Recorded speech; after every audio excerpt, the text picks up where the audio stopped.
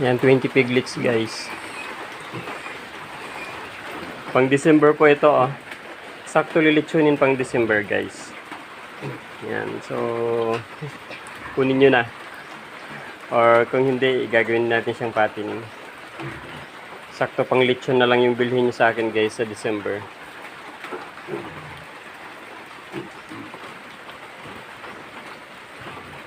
Hindi tayo nakabenta kasi dahil sa sobrang mahal po ng pigs, wala na masyado nag-aalaga.